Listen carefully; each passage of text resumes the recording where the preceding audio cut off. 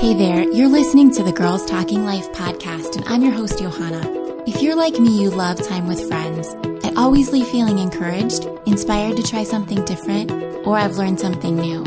So why not continue to grow even when we can't be with our girlfriends?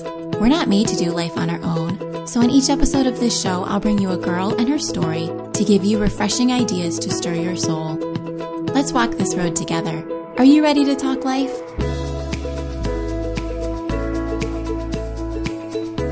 Welcome to the show. I'm so glad you chose to spend some time here. If you've been enjoying Girls Talking Life for a while now, or if this is your first time listening and you like what you hear, be sure to subscribe on iTunes or wherever you get your podcasts. And then every other Monday, when a new episode is released, it automatically updates for you and you don't have to go looking for it. Also, you can join the Girls Talking Life newsletter by signing up at girlstalkinglife.com. You'll get an email every time a new episode is released, giving you all the show notes and telling you anything special that's happening here. Today, we are continuing the self-care series. In parts 1 and 2 of episode 24, I talked with Lori Lara. She's a 3rd-degree black belt in mixed martial arts and the creator of the Strong Girl Self-Defense program. If you haven't listened yet, be sure to go back and check out all that Lori has to say about protecting ourselves and our kiddos. Today, we are continuing the series on self-care, and I am talking with Sarah Tenney. Sarah is a licensed professional counselor, family coach, mom of 3, and she is the owner of Love Well LLC. She enjoys coming alongside women and families to normalize the joys and challenges of daily living and family while offering encouragement and practical strategies for wanted change. Today on the show, Sarah and I talk about her journey to owning her own counseling practice. We talk about what family coaching looks like and Sarah's heart for women and building community. Sarah and I go on to talk about self-care, how it can be hard to take time for ourselves, but how important it is for us and the people around us. Sarah tells us that we have to love ourselves so we can love others well. She says we need to shed the guilt of taking time for ourselves by reframing self-care as something that we're doing so that we can be better moms, better wives, better employees, better you fill in the blank. We share some examples of how we care for ourselves, the things that we actually do, but Sarah says that self-care is different for everyone and you need to notice the things that are good for you and your soul. It was such a pleasure to talk with Sarah. Her gentle, caring spirit really comes through in this conversation, and she has some great ideas for us on living well. Here is my conversation with Sarah. Sarah, thank you so much for being on the show this morning. Thank you. It's fun to be here with you. I'm really excited to talk to you. We got to meet last week in person for the first time, and we're back here doing it again because I just loved what you had to say. Thank you. I enjoyed our time together. I'm excited. Can you just talk a little bit about who you are? Absolutely. So yes, I'm living in Ohio for about 14 years now. Grew up in Virginia, and my husband and I worked for Young Life, and we were able to enjoy being on property staff for a few years, and then he decided to bring me home to Ohio, and I have loved being a Buckeye. We have 3 beautiful children who are 16, 14, and 8, and just in the last year, I have launched a new business in Westerville called Love Well. It's an LLC. And what is Love Well? Love Well, I would like to call it a non-traditional counseling and family coaching center. I really feel like it sort of goes against the typical because I want to offer things that I think for most people feel somewhat non-traditional. So I want to be able to offer a space where people can come in for workshops, where they could participate in retreats. The month of October, I'm actually providing some sessions that are called Coaching with Friends. So I just thought it would be a fun idea where maybe 3 moms could get together, split the cost, and share an hour and a half of family coaching. That sounds amazing. And I think that often happens in groups, whether we're in counseling or not, to talk through things with your friends. I know I do that. Absolutely. It's powerful. I think to build community around relationship, I really hope that it, in a sense, becomes relational ministry and is something that people want to come and be a part of. Well, I definitely want to talk more about what family coaching is. Like, can you go back and talk to us a little bit about your background? Did you start out as a counselor? I actually did my undergrad in Virginia, not far from the little town where I grew up. I got my Bachelor of Social Work there, and then got married and moved to New York and started our family. And then our girls were actually, I believe, 2 and 4 when I decided that I would want to go back to work at some point, but wasn't sure I wanted to go back in the same type of position that I had worked in New York. And so just started to sort of explore my options and learned about the counseling program at Ashland Seminary and just got real excited about it and felt like I knew it would be a stretch for me, that it wouldn't necessarily be easy, not only season of life, but I just imagined that a graduate program would not be easy. Right.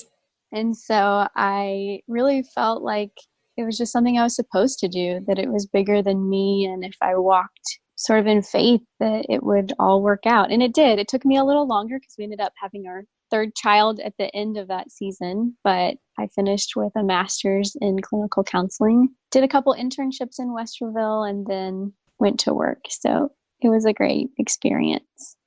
Now, you didn't open your own practice right at the beginning. You started with some other organizations. Is that right? Right. So I started working at a preschool called All the Children of the World Academy. It's in Westerville. I highly recommend it to anyone who's looking. And that also lives in a church that's called Northside Fellowship. So majority of my time there, I worked for the school. And then I started a private practice with a couple other people who were right in the church. And then I also ended up being on that church staff for a while. So great experiences. I'm so thankful for that season. I feel like I learned so much while I was there and with those people.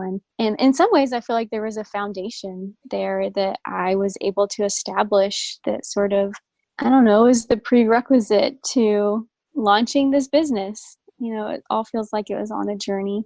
I do feel like I dreamed for a lot of years what I could do. Like if we could talk to my husband, he would say I've had 1,000 different dreams. But it's all always come back to caring for women and for walking alongside people. And I'm excited that I think Love Well is the fruit of that, of those dreams and of those years of kind of building experience and walking with people. You have a story on your website about how you dreamed up the name Love Well. Do you mind sharing that with us? No, yeah, I'd love to. I do. I love that story that it just, and I feel like there are more than one that certainly impacted the creation of the business, but with just a particular day, a memory that I have just carried with me for so long has been, I think, an important part of my story. Is just being with a girlfriend one day and sort of walking through the woods, and we were on a hike, and just a profound moment where as we're kind of going through this path, she says, you know, what do you want to be known for? Like, what do you want from this life? What really matters? And just as I sort of came up out of the growth where we were on this path into just this light, is like at the same time, I just said to love well. And like loving well just has, that moment and those words have just really stuck with me. And I feel like, yeah, it's a huge guiding time for creating the name of the company. I really love that. And funny enough, I kind of kept a notebook when I was dreaming up this podcast, and I would write down, you know, just ideas as they came to me about what I wanted it to be or really anything. And I wrote in there, we're not enough and we can't do it all, but with Jesus as the definer and director of our lives and a little encouragement from our friends, we can be inspired to initiate change, to be intentional, to cultivate community, and to love others well. So I have that on my website now. It's kind of the 4 pillars of my thing here that I do. And I feel like that's so in line with you from what I have gotten to know of you so far. And, you know, just absolutely your business. So absolutely. I love that very much. So I feel like we're right in line and in the same mindset. Mm-hmm. Absolutely. So let's talk about loving others well. What is family coaching and counseling? Talk to me a little bit about that.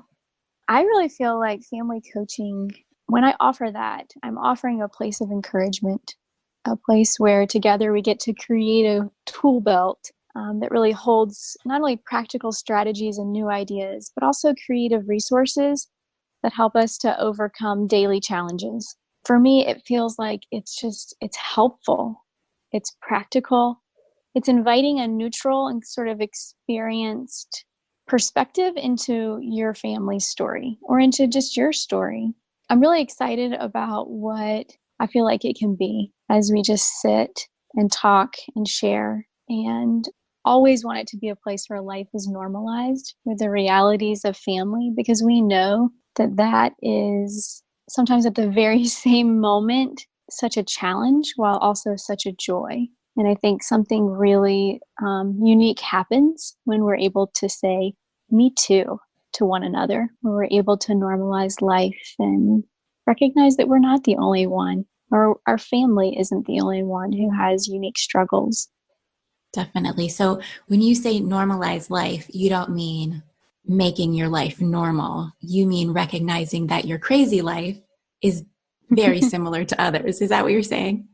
Exactly. Yes. I mean, how often I sit with families, or particularly moms, and they'll say, why does the whole house fall apart at 5 o'clock every day? And to normalize that is the reality of the day coming to that spot where everyone is getting tired and everyone is getting hungry, and mom needs to fix dinner, and there's frustration between siblings, and there's homework that needs to be done. And like, if any of us believes that that scenario is unique to us, then we are going to struggle in a very different way than if we realize that that is happening in every home.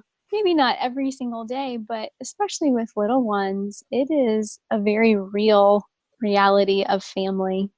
Okay. So once someone realizes, okay, this isn't just me, lots of people are experiencing this, then what kind of strategies or tools do you use to move forward?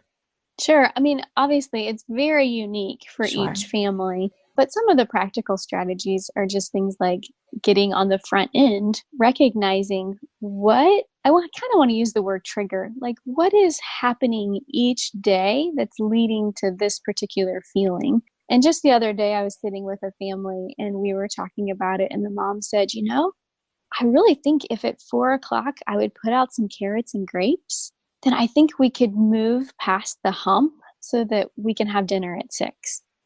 Just processing out, like, what is your plan? What's happening? What's going on? I talk a lot about family planning, where you actually sit down and have a family meeting and talk with your usually older children. What are some things that we can do to make this easier? And just helping them understand, we would love for 5 o'clock to be an hour where we sit around the table and enjoy each other. How can we help you? And let them sort of be a little more responsible, experience a little more autonomy, some independence, and some decision-making power. Can be pretty amazing. We've done that, actually. We've done family Yeah. meetings, and sometimes it's because something has gone horribly wrong Mm-hmm. and we need to discuss it. But other times it's just been, this is what the next season or the next few months are going to look like for us. What do you want to add to that? What should we do to make this a good time for you? I know we've done that around Christmas, even just let's sit down and talk about what traditions are important to you, that kind of thing. What do you want to make sure we get on the calendar? That's a great idea. That's a great idea. And then they feel a part of it. And when you get to put it on the calendar, they feel like they've been heard and they get to experience that. When you sit down with people for family coaching, what does it look like? What do the dynamics look like? Are you actually with the whole family? I've done it a couple of different ways. Sometimes it's just one parent. I love when it's both, because it's always helpful when you don't have to go home and try to recap what someone else said. Yes. But also to have both adults speaking into the process and giving their perspective is incredibly helpful. There have been a couple times where I have met with a single mom and her child, because it looks similar. They both want to speak into the dynamic, what's going on, and they both want, he was a little bit older, but they both want strategies for how to meet our goals, how to be the family we want to be together. So I'm so open to it being situational Yeah. what's best for each unique family who comes. But yeah, I love the idea that it could look so different depending on each family's need. That makes so much sense. Yeah. Mm-hmm. I like that. Okay. Well, in order to love others well, you need to love yourself well. So I wanted to talk more about self-care. Why is it so important for us to do this? Oh, self-care, I feel like needs to be a conversation in every meeting, workshop, retreat, presentation that I ever do. I feel like at the end of every conversation, I want this to be something that I speak to because I really feel passionately that we need to care for ourselves.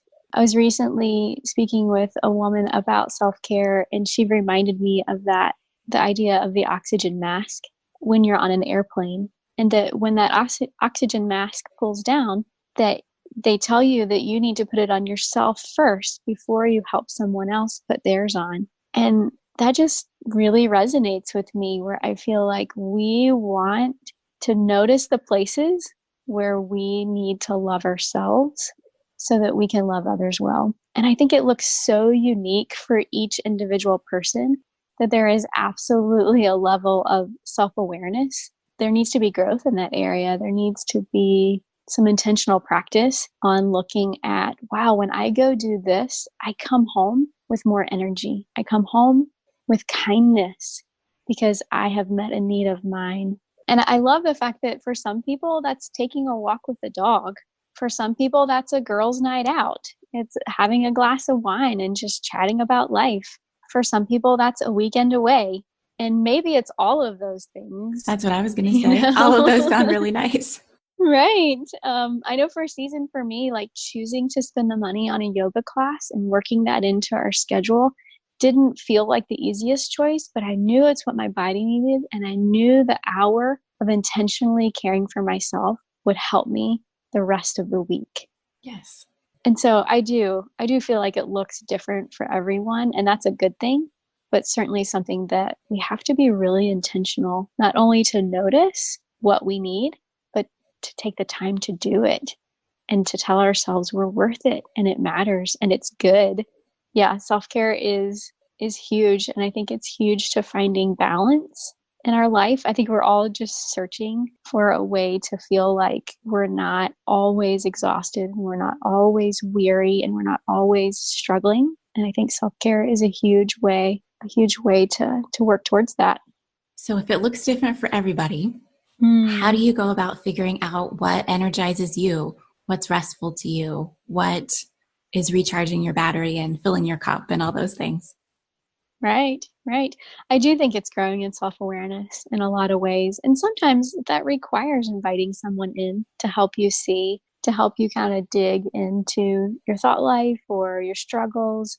But sometimes I think it's as simple as looking back, kind of reflecting on the things that you do and how it makes you feel. I actually have a girlfriend who loves going to the grocery store. I really do not love going to the grocery store. I can't say I love it either.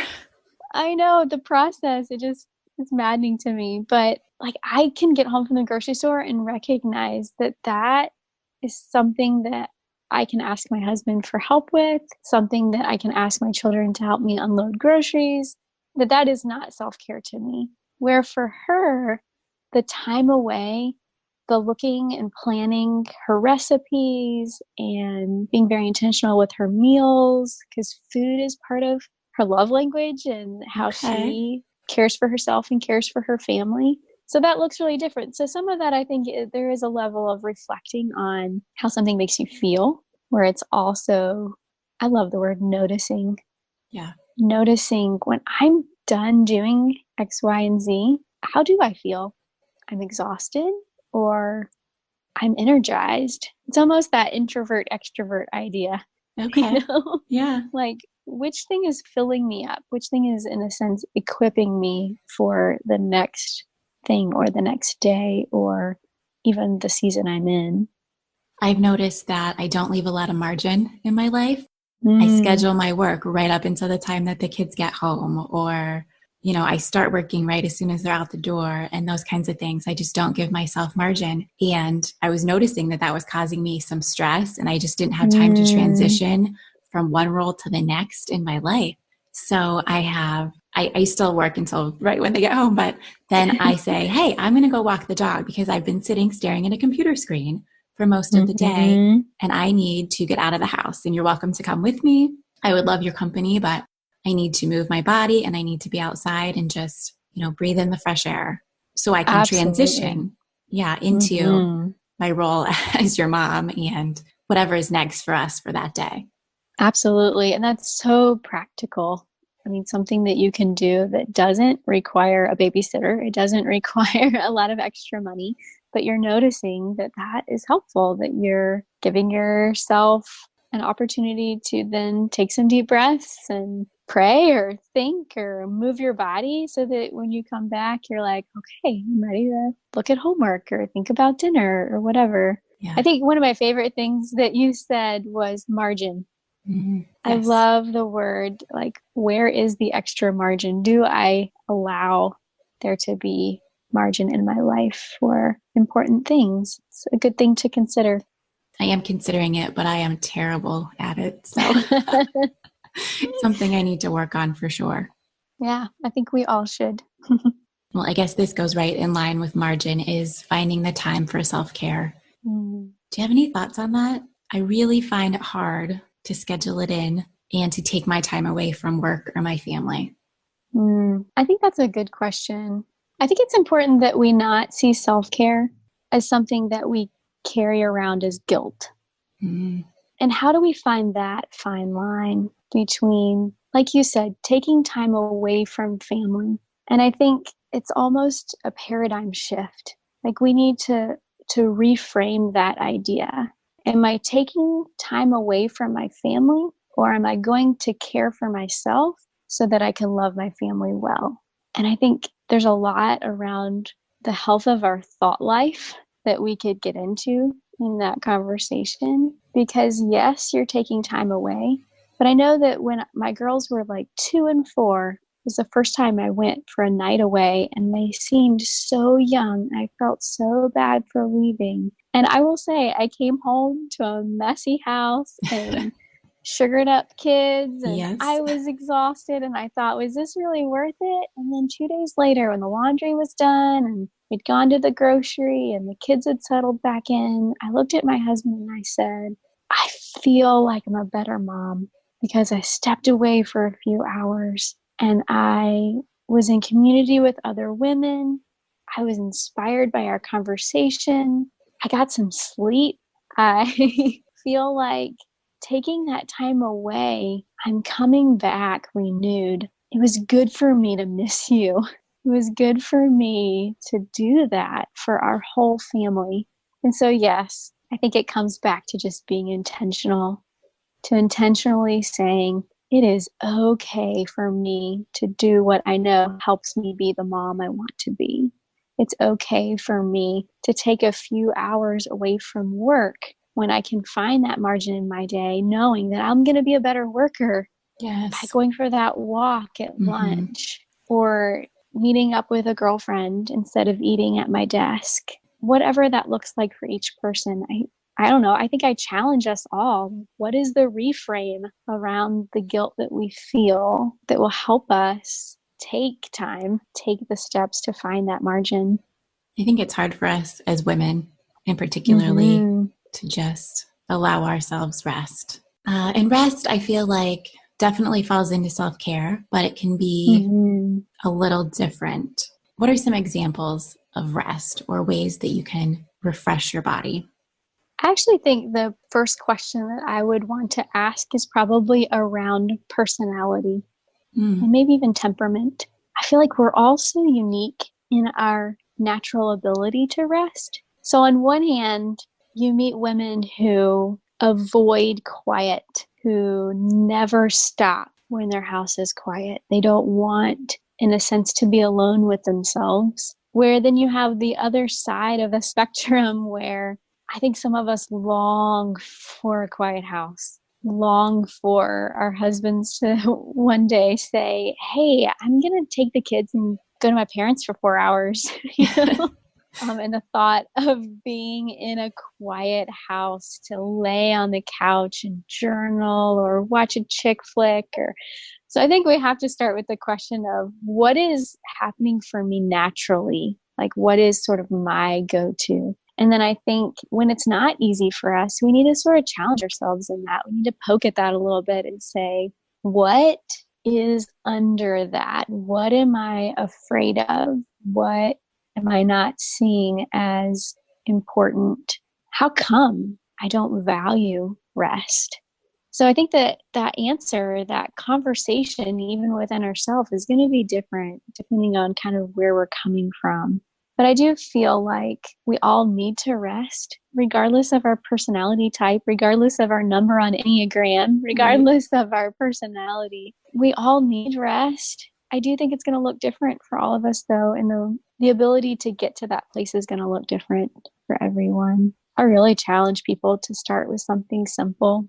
I will often encourage women to start with something like a small notebook that just holds daily gratitudes. What does it mean at the end of the day to take some deep breaths, to write out a few things from that day that you're grateful for, and to sort of allow that a moment to lead you into sleep, I like that a lot. And then much more than that, journaling, taking the time to have a quiet time in the morning, or even at lunch or at bed, whatever works, wherever you can find that margin, right? I don't know, rest is important. Sitting and being okay with ourselves in the quiet, sitting and being the Lord when He's inviting us to that always. Yeah, I think having grace for ourselves and recognizing how we get there, and it might look unique to each of us.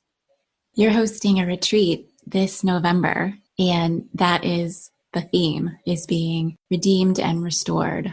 It is. I'm really excited about the retreat. It's the middle of November. There's still a few spots available. So Lovewell Escape is the retreat. And then this particular one is called Restored. And I'm really excited about the time away. So far, it's women of all ages, which I love that's how this one is turning out.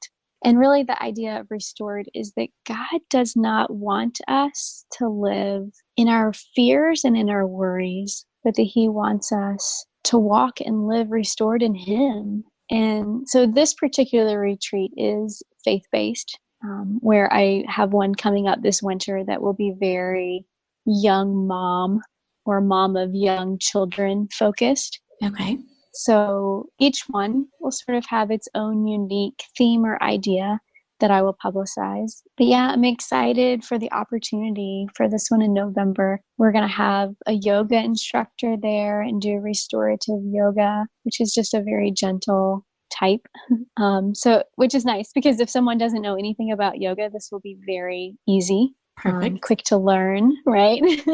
But yeah, a lot of conversation around where are the places where we fear and where are the places where God is inviting us to live differently, to not live out of our fears, but to live restored in Him. Because we know that He has given us the greatest gift. He gave us His life. And what does it look like for us to really allow that to penetrate us and to be how we view everything that we do and the way that we live our life? So I actually have a necklace. It says living loved. Mm-hmm. I just think about that often. What does it look like for us to live love? I like that. Do you have any other practical ideas for self-care or for rest? Much of what you talk about on your podcast, it's being in community with people, with women, with finding friends, finding your community where you can share your joys and share your challenges, where you feel loved. For me personally, that's probably the best self-care. I do think that it's really important for me to take time with my journal. And I know that it's important for me to move my body. But I also know that I see the world differently and better. And I live my life much more through that lens of living loved when I am in community with other women. I notice too that when I'm in community with other women, my expectations are more realistic for my husband. Mm-hmm. My expectations are more realistic for my coworkers. Yeah. Which I don't have anymore, but I have loved. And yeah, so important, isn't it, to ask those questions of how do I rest well? What do I need? What does community and healthy community look like for me? Who do I spend time with where I walk away feeling heard and cared for? And then to notice those things and to be intentional, to make time for that. I really like that. And it isn't prescriptive. It's just taking those questions and asking yourself. Mm-hmm. Yeah, I really like that, Sarah. Hey there. I'm going to interrupt my conversation with Sarah for just a minute to tell you about Prep Dish. It is a meal plan service that I've been using for about 2 years now, and I love it. It is not like the services that send you food. I like to pick out my own groceries. With this service, you get a weekly email that contains your menu for the week, an organized grocery list, and easy-to-follow instructions for prepping your meals ahead of time. After a couple hours on the weekend, all your meals are ready for you for the entire week. So prep day is hard work, yes. But you get to make one big mess in your kitchen, you clean up that one big mess, and then most of the work for the week is done. Prep Dish is offering you a 2-week free trial. That way you can see what the recipes are like. Try Prep Day out for yourself. See how good it feels to have your meals waiting for you when it's time to eat. To give Prep Dish a try for free for 2 weeks, go to prepdish.com/girlstalkinglife. My family is eating healthier, I have more time on weeknights, and I'm more organized. Even if you're not planning to make everything on the menu for that week, you still have an organized grocery list to get you started. It is one of my favorite parts of Prep Dish. And they're always gluten-free, and they have dairy-free and paleo options available. Once again, go to prepdish.com/girlstalkinglife for your free 2-week trial. Back to my conversation with Sarah.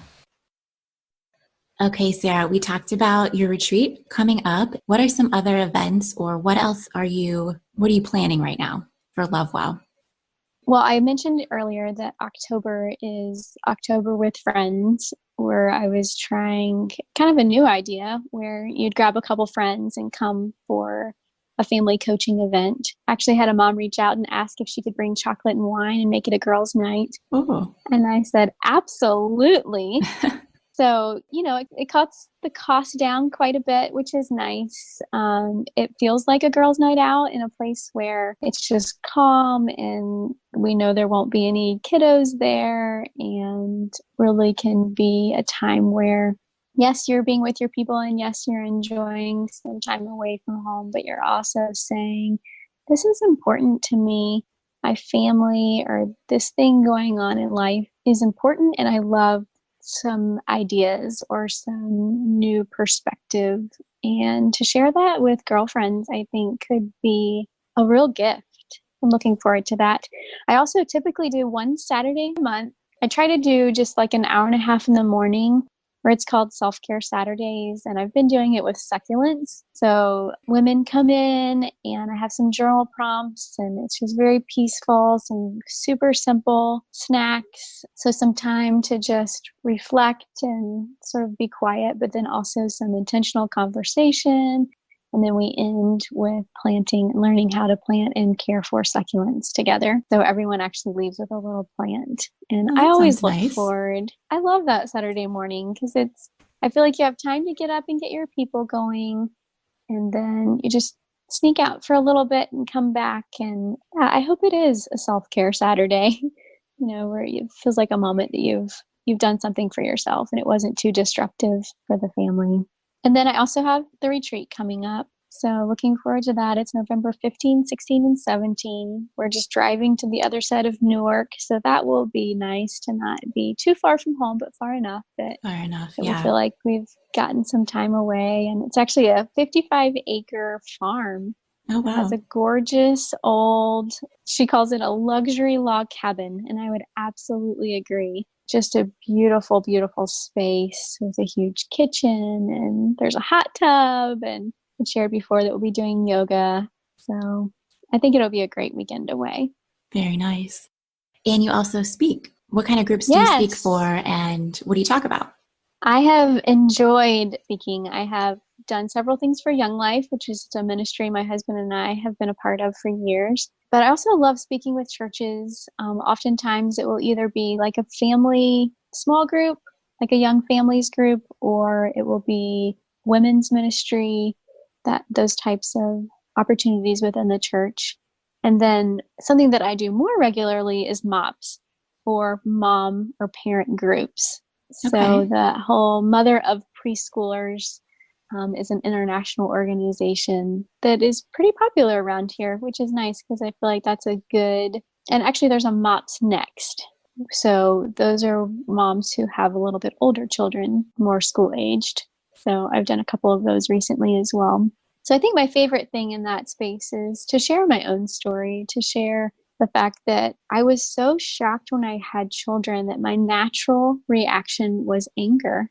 I just didn't recognize that for myself as a teenager or a young 20 something. I was so shocked that these little children that I wanted and prayed for and just really believe are an absolute gift from God were the things that triggered anger in me more than anything else in my life. And I really struggled with that for a long time. And I ended up reaching out and getting someone to speak into me.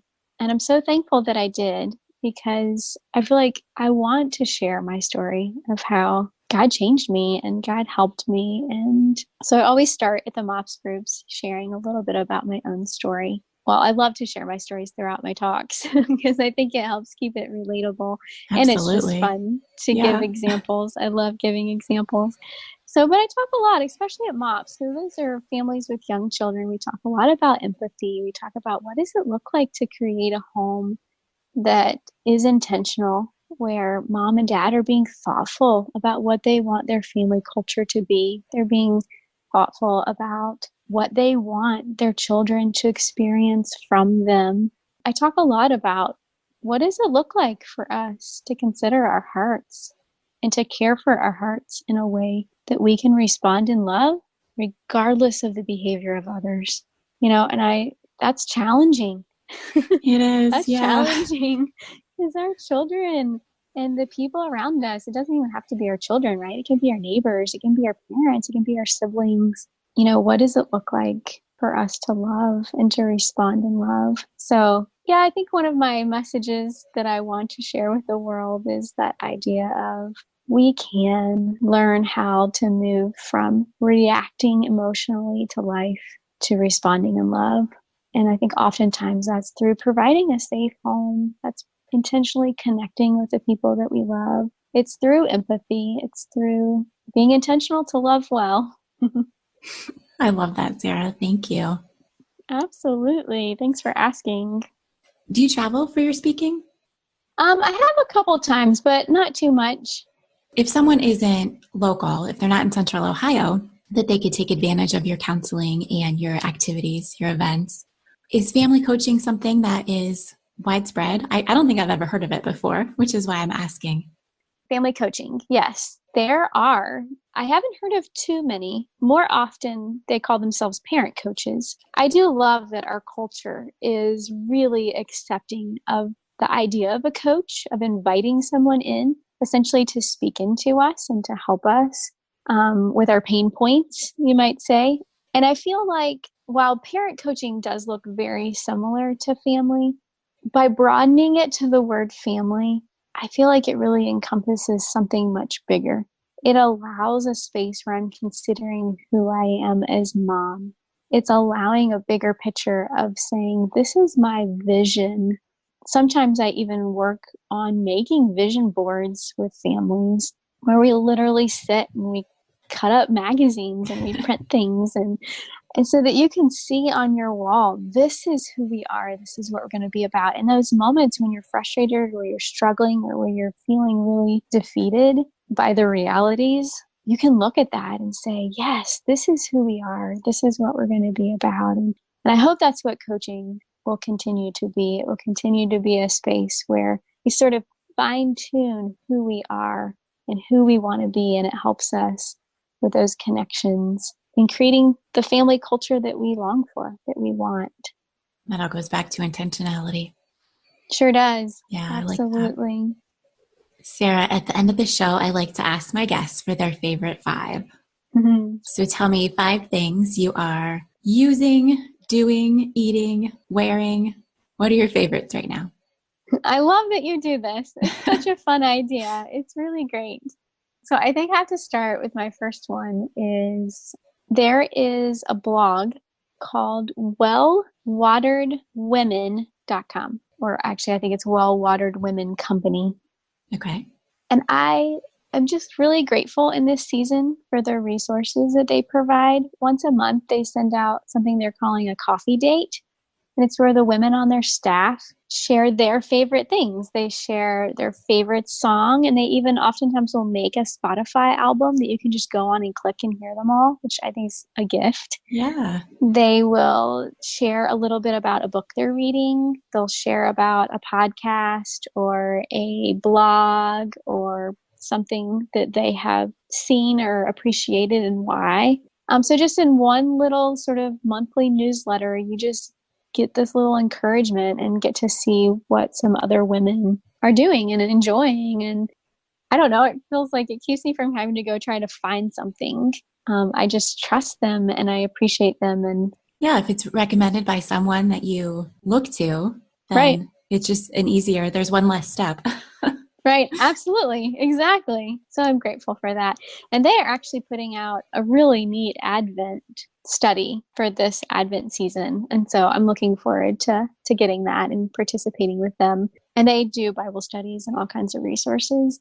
So my next one would be bullet journaling. Are you familiar with bullet journaling? I feel like I should be, but it's not coming to me. Tell me what it is. Well, Google it or stick it in the YouTube search bar and you will learn all about it. It's just a kind of a different, unique way of journaling. What I really love about it is that you can be as creative as you want to be, but you don't have to be creative at all. You can decide. So my Okay. brother loves to bullet journal. And he's actually the one who told me about it. It is pretty unique in the fact that you actually keep it like a table of contents in the beginning. So it's your month, but it's also other things like trackers. Like I actually have a client right now who she tracks how she feels. Oftentimes you'll get a journal that's the dots or blank pages. So she'll just kind of create columns and then different feelings have different colors. So at the end of the month, it's just a quick glance to kind of see what feeling did I experience most this month. Okay. And so that's the joy of Googling it is there's thousands of trackers. So like in my bullet journal right now, I have one about basically house cleaning where ideally I would like color in the block when I change the sheets so that I can see Oh, how often I did it and just I've see been that I thinking about accomplished this that lately. thing. Yeah. I even can color in like when we remembered to flip the mattress because we only do that a couple times a year, but every year we're like, did we flip it front and back and top to bottom? What did we do last time? So I'm like, hey, I'm going to Yes. track it. Okay. So is that a specific journal then? Or you just have a blank page and you enter that stuff? Most people use like Muleskins or there's a couple other brands. I actually just went with a coupon to Michael's and ended up paying $4.99 for one that I love that is the dots on the Okay. inside. You know what I mean by that? Yeah, but you didn't buy anything special that it's a house cleaning journal. No, I No. made that page. Okay. I love that. Yeah. I've been thinking about that in my head. Yeah. I drive myself crazy sometimes because I don't know when the last time I did something like clean the sheets was. And that's Right. taking up that extra space in my head trying to track it. So that makes so much sense. Exactly. Exactly. I would say that when you first get it and you're kind of deciding like what you want to put in there, it's a little more time consuming, but it doesn't have to be. I mean, it can Okay. be as simple as putting the words at the top and keeping a list, and then you add it to your table of contents. Then when you need it, you go look and you know it's on page 8. You flip to page 8. So it's just a more organized, sort of systematic way of journaling. So I do think the pushback on it is people see it, especially when you Pinterest it and people have all these colors and images and it's too time consuming. But I think it's important to recognize that it's as time consuming as we allow it to be. You can be very efficient with it, and it can be a real helpful tool without it being insanely time consuming. Okay, I like that. Thank you. Yeah. My next one is kind of silly, but I love Trader Joe's. Me too. Right now, they have all of their fall things out. I mean, pumpkin, spice things. The whole store is just so much fun to go in. I encourage everyone in the fall to go to Trader Joe's. But right now, they have something called apple cider jam. And it has chunks of apple. It is so yummy. What do you do with this jam? Do you put it on toast? Yep. Bread or toast. Yep. Okay. I haven't tried that. Should go get some. It's really yummy. I'm going there today, and I will definitely look for that. Yeah, do. So my next one is I'm loving Uptown Westerville. So I just feel like a lot of Columbus suburbs have really unique and fun sort of downtown areas. And I love that about where we are. We are living in such a privileged place. But Westerville, obviously my new office is there. So I know my perspective has shifted a little bit because I have the freedom to walk. I'll walk to get a coffee in the afternoon. I'll walk to meet up with someone for an appointment. And I really appreciate the businesses that are in there. I appreciate the feeling of community as you're walking down the street and people say hello. And it's just one of my favorite things right now to be in Uptown. And then my last one would be one of the shops in Uptown. There's a little boutique called Gemma. Her website is called thegemmashop.com. And her name's Lauren, and she's inspiring to me. She's a young mom who is living her dream. What does she have in her shop? So it's women's clothing. Okay. But she also has some shoes, and one of my favorite things is the jewelry. So she goes to these conventions and conferences, and she puts out new clothes every Wednesday, and she's got a great Instagram account. Sometimes she'll actually model the clothes, which I think is fantastic. That's fun. Yeah, and then she always has a few extras, like a little thing of perfume or a hair bow, or sometimes she'll have purses, things like that. But it just feels like an opportunity to love another woman who is living her dream. And I'm buying into the whole let's shop small and support our local businesses. And it's been a joy to get to know her. And I love going in there, even sometimes just to say hi. Yeah. Thank you. I love those. All right, Sarah, where can people find you? Oh, thank you. Yes. So my webpage is lovewellcommunity.com. On Instagram, I am at Sarah at Lovewell. So it's kind of tricky, right? Because it's the at symbol, my name, SARAH, the word at Lovewell. Got it. And then Facebook is at Lovewell Community. Well, Sarah, thank you so much for joining me today. I really loved talking with you. I loved hearing just a little bit of your story and how we need to love ourselves, to love others, and how important that is. And then you gave us some really practical ideas. And I would say I just love the whole, you need to notice for yourself what it is that you need to do to take the time for those things. Yes, absolutely. Absolutely. Thank you for having me. I loved the opportunity to be here, and it's been fun to get to know you. And I'm excited for your listeners at all that you're providing for us.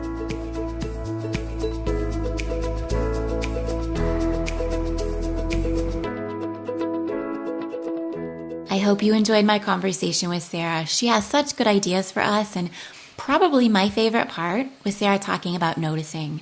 Noticing what's good for me, noticing how certain activities make me feel, so I can decide what things are best for my self-care. And the same goes for you. I was on Instagram this week and I saw Chris Camille's quote about getting away. And she says, "No one really has time for a retreat. We don't take a retreat because we have nothing better to do.